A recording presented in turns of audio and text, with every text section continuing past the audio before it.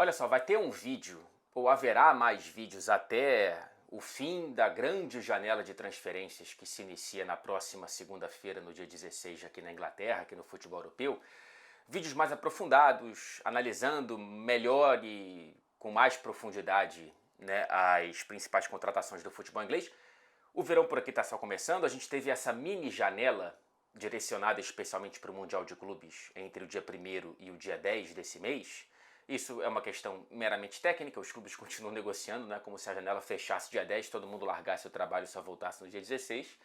Mas, ainda que sabendo que tem muita água para passar debaixo dessa ponte, já passou um volume interessante de água e é por isso que estamos aqui para esse primeiro vídeo, olhando para a renovação, para as chegadas e partidas dos principais elencos, das principais negociações, melhor dizendo, aqui no futebol inglês, tá? Então não espere um vídeo com muita profundidade, é mais uma visão um pouco inicial e superficial de uma janela que até aqui está me agradando bastante.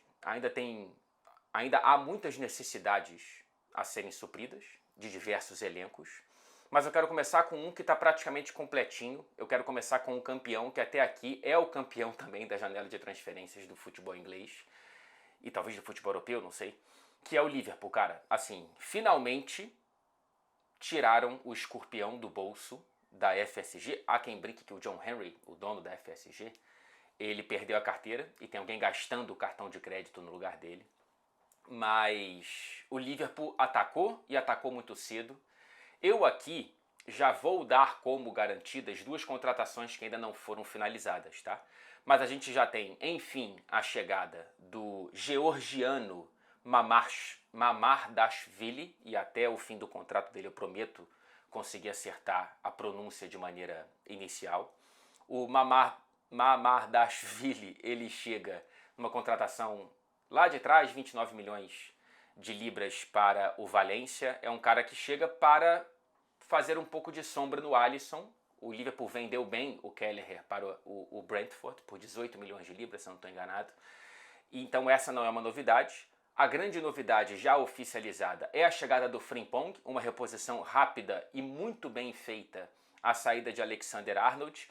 O Liverpool foi lá e pagou a cláusula ao Bayer Leverkusen, 29,5 milhões de libras. O Frimpong tem 24 anos e chega para ser titularíssimo de uma vaga que foi aberta em algum grau com alguma surpresa, mas o Liverpool já sabia disso há alguns meses e conseguiu acertar com o Frimpong e com o Leverkusen essa ótima contratação de um lateral jovem, bastante ofensivo, um perfil em termos de ofensividade parecido com o Alexander-Arnold, mas com valências muito diferentes, né? Me parece que enquanto o Arnold é muito mais um meia na lateral, o Frimpong é muito mais um ponta na lateral, né? Com mais velocidade, ele é mais agudo. Ele é um jogador não é de bolas longas, é mais de troca de passes mais veloz no último terço. Então estou muito interessado para ver como que vai ser a parceria dele com o Mohamed Salah, o quanto que o Salah vai fechar um pouco mais para o Frimpong passar por fora. Acho que é essa a movimentação natural. E o Conor Bradley sem a pressão de ter que ser titular, né? É um jogador para o futuro do Liverpool, o Frimpong também. Talvez não esteja no Liverpool futuro do Bradley, mas até ele ter uma chance de provar o contrário, o titular é para ser o Frimpong. Vamos ver defensivamente, mas os números dele no Bayer Leverkusen defensivo são melhores do que os números defensivos do Arnold no Liverpool. É claro que há uma diferença entre Bundesliga e Premier League, então vamos ver, mas eu gosto muito da contratação. O Kerkez está muito próximo de ser contratado, junto ao Bournemouth, 15 milhões, bicho, assim, um dos melhores laterais esquerdos da Premier League passada, chega por 15 milhões com 23 anos de idade. É uma excelente contratação, ainda melhor do que a do Frimpong. Não porque eu acho o Frimpong pior do que o Kerkez. É porque a necessidade do Liverpool, por metade do preço, ela ainda não é tão imperativa quanto a do Arnold, mas o Robertson já está eclipsando e o Tsimikas não conseguiu dar o brilho do sol que estava faltando nesse eclipse do Robertson. Não trouxe muita constância e o Kerkez pode ser esse cara. Ainda muito jovem, é titularíssimo da seleção do país dele, da Hungria. É um cara que eu acho que chega para ser talvez um novo Robertson, né? Não em termos de ser lado B para ser lado A. O Robertson foi buscado no Hull City por menos de 10 milhões. Né? O Kerr já é um lateral conhecido de Premier League, mas é um valor muito, muito, muito bom. Muito bom. É uma grande pescaria do Liverpool nessa janela de transferências e, claro, Florian Wirtz. Ainda não se sabe o valor, mas o que se sabe é que está muito próximo de ser oficializado, entre 110 e 120 milhões de libras. É um valor muito alto, é um valor histórico para o Liverpool, é um valor histórico para a Premier League.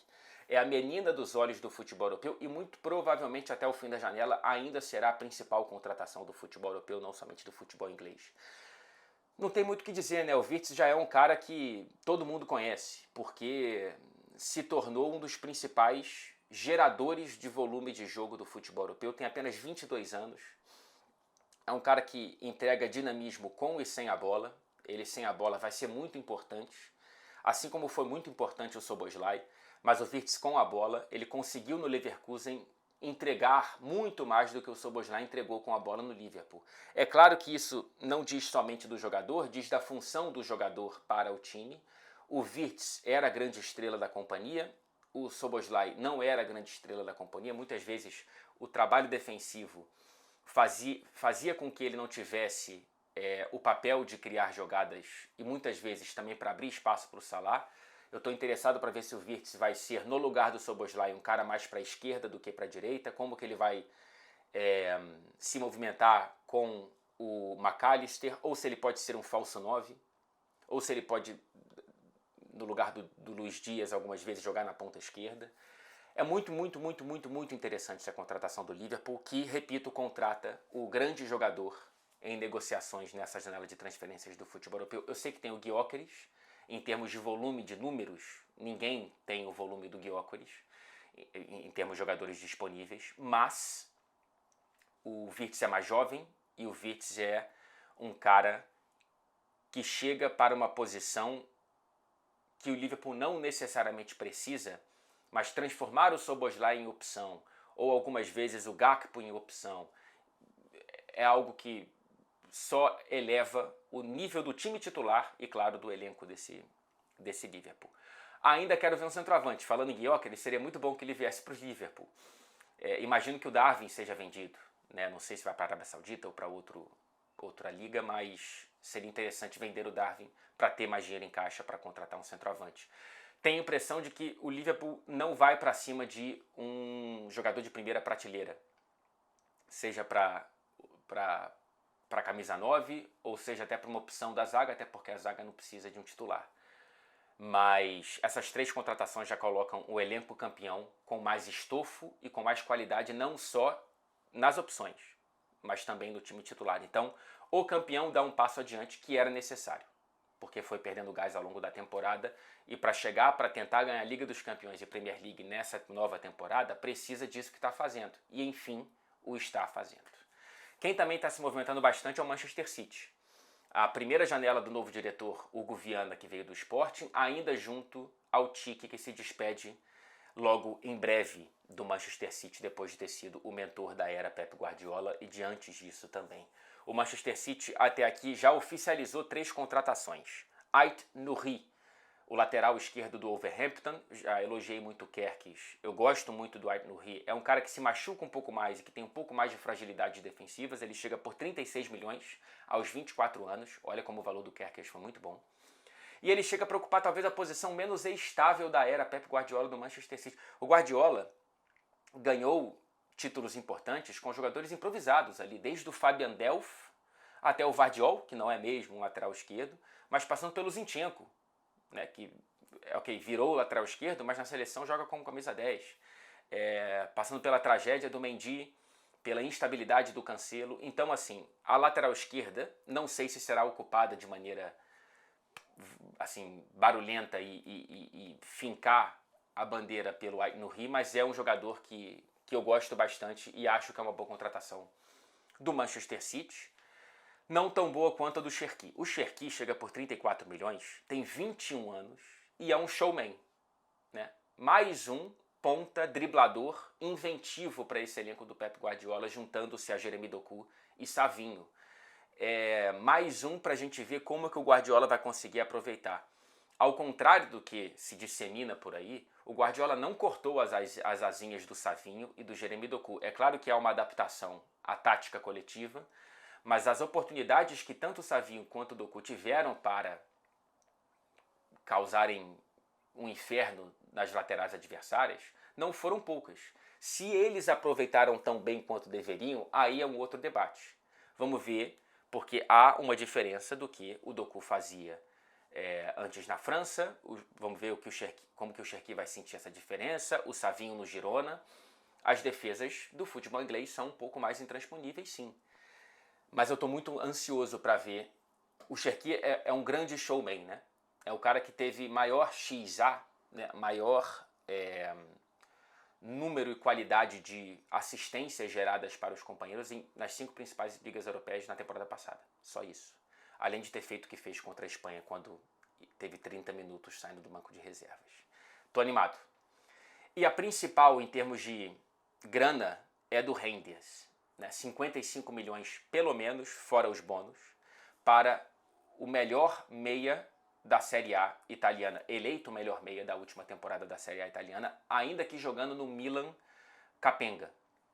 26 anos de idade, ele era muito mais o Rodri do Milan, né? O primeiro volante ali buscando a saída de bola. Não acho que ele venha para tal. Ele pode fazer isso quando o Rodri não tiver, e nesse começo de readaptação e recondicionamento físico do Rodri, mas eu imagino que ele seja para ser um cara mais criativo, com mais liberdade, e ele tinha uma liberdade interessante no Milan, tanto é que ele tem um bom número de gols e assistências com a camisa do Gigante de Milão. Mas ele chega para ser uma reposição coletiva ao Kevin De Bruyne, que está muito próximo de ser anunciado oficialmente pelo Napoli, inclusive. Ele chega para dar fôlego, juventude, criatividade e longevidade para um setor, o setor que mais sofreu na pior temporada do Manchester City na era Guardiola. Então é uma contratação interessante. Gostaria de ver mais opções para o meio-campo e principalmente um lateral direito para o time titular desse Manchester City. Passando para o outro lado daqui da cidade, o Manchester United até aqui tem uma contratação oficializada. Matheus Cunha, o United foi lá e pagou a cláusula de 62,5 milhões de libras junto ao Wolverhampton. É a contratação mais cedo do Manchester United no verão europeu desde Daniel James em 2019. Então não é normal o United fazer uma contratação tão cedo assim, e conseguiu já acertar o que para mim foi o principal brasileiro da última temporada na Premier League. O Matheus tem 26 anos e chega para ser o 10 do lado esquerdo, né? Inicialmente, desse esquema do Ruben Amorim, que ainda tem muito a ser consertado. A gente não sabe se ele vai contratar, por exemplo, o Mbeumo para ser o outro 10 e aí recua o Bruno Fernandes, ou se vai trazer um volante para deixar o Bruno Fernandes mais como 10 pela direita. Não sabemos se vai chegar um centroavante, ou se ele vai refazer a aposta no Højlund, principalmente, mas também do Zirkzee. O que vai acontecer com o Garnacho? Deve sair, para onde? Sancho, Rashford, Antony, muitas dúvidas a serem resolvidas em Old Trafford, mas a certeza é o Matheus Cunha, que é uma boa contratação, é um valor elevado sim, e temos que ver o quanto que, no fim das contas, o United vai ter para investir, o quanto vai conseguir fazer caixa com esses jogadores que estão na porta de saída para conseguir reinvestir esse dinheiro no elenco, que precisa de muito mais reforços do que apenas o Matheus Cunha, lembrando que o United vem na pior temporada da própria história desde o rebaixamento em 1974. O Chelsea, que está com o Andrei Santos em alta, integrado ao elenco que viaja para o Mundial de Clubes, que vamos ver qual escolha vai ter com o Estevão depois da despedida do Palmeiras no Mundial de Clubes. O Kendry Paz, a sensação equatoriana, vai ser emprestado ao Strasbourg. Não sei se o Andrei Santos vai continuar, como é que vai ser o aproveitamento do Estevão, eu repito. Mas dentre essas chegadas e uma já saída, que é bate e vai, que é o Kendry Paz, o Liam Delap foi contratado, 30 milhões, pagou a cláusula junto ao Ipswich Town, 22 anos de idade, revelado pelo Manchester City, e fez 1/3 dos 36 gols da temporada do rebaixado Ipswich Town na última Premier League. Teria sido vice-artilheiro do Chelsea, atrás dos 15 gols marcados pelo Cole Palmer. Ele marcou 12 de um XG de 9. Uma comparação direta e reta é com o Jackson, que marcou 10 de um XG de 12. Então, assim, o Delap não está pronto para ser o titularíssimo do Chelsea. Eu gostei muito do Delap como o grande centroavantão. Ele é muito old school, assim. Ele é o centroavante. É um cara muito bom de reter bola, ele é um bom retentor. Ela bate e morre nele, ela não bate e volta. Então é um cara que é interessante para você, para as transições. Ele é de velocidade, assim como o Jackson. E é um cara que finaliza melhor do que o senegalês, que ainda está em desenvolvimento. O Chelsea não compra um centroavante pronto. O valor é baixo, né? 30 milhões, então não seria esse valor se o Delap fosse um centroavante de primeira prateleira.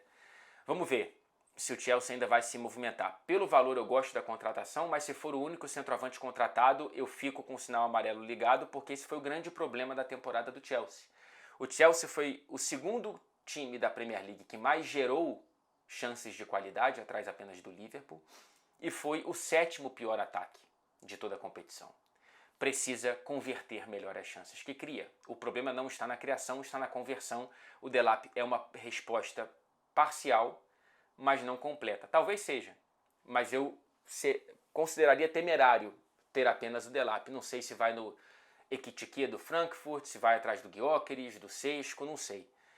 Mas seria importante ver o Chelsea abrindo um pouco mais o bolso. E falta resolver a situação no gol também, né? Não gostaria de ver o Sanches sendo titularíssimo do Chelsea. A novela Mayan não teve um final feliz. O Chelsea está atrás também de um ponta, tentou o Bino Gittens do Borussia Dortmund, até o momento não tinha conseguido. Tem que ver o futuro do Mudryk e todo esse elenco do Chelsea que tem tantos pontas, né? Mas poucos com cara de conseguirem entregar uma consistência e uma constância no time titular. É temporada de Liga dos Campeões e o Chelsea precisa dar um passo à frente. Quem dá um passo à frente é o Arsenal, com uma contratação que ainda não foi oficializada, mas será muito em breve, ao que tudo indica. Zubimendi, 55 milhões, mais do que a cláusula, junto à Real Sociedad. Excelente contratação, para mim a segunda melhor de todas que eu falei aqui, atrás apenas do Wirtz, tá? Eu gosto muito do Zubimendi. É um facilitador sob pressão. Quem viu a saída do Rodri com aquela lesão na final da Euro, também tem que ter visto a entrada do Zubimendi. Para citar um jogo com holofotes para cima do Zubimendi. Também foi bem nessa reta final de Nations League. Eu gosto muito. Acho, inclusive, que é um potencial upgrade mesmo a ótima temporada do Thomas Partey.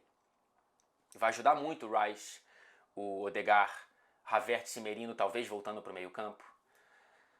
Tem que ver se o Arsenal vai contratar um centroavante. Acredito que o fará, porque tem que fazê-lo, já com muito atraso.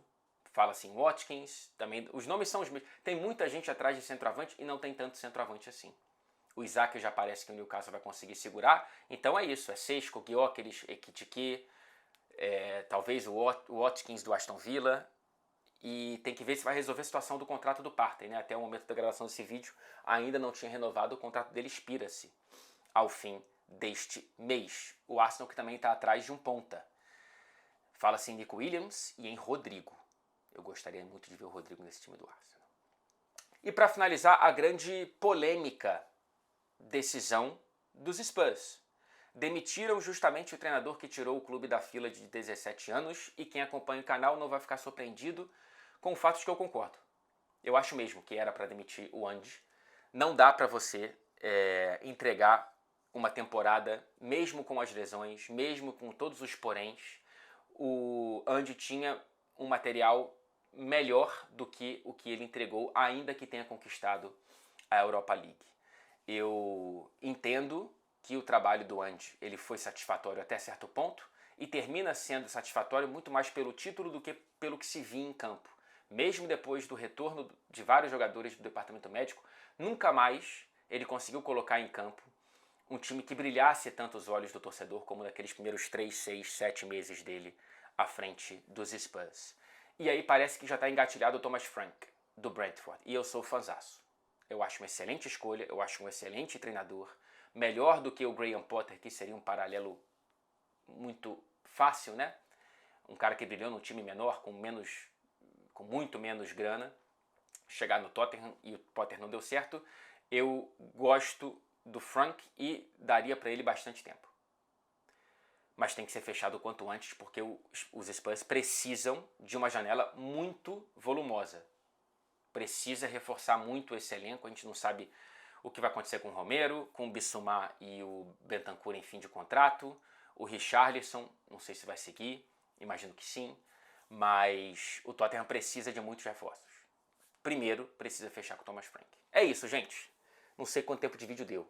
Queria ser mais superficial, também não fui tão profundo assim, mas conseguimos dar um panorama geral nas principais movimentações, confirmadas ou quase confirmadas, dos clubes ingleses até aqui. Para quem ficou curioso, a camisa do Stockport County quase subiu, ficou nos pênaltis nas semifinais da terceira divisão inglesa, quase que sobe para a Championship. É um clube local aqui do sul de Manchester, que tem feito muito boas temporadas no retrospecto recente. Um beijo para você, até o próximo vídeo.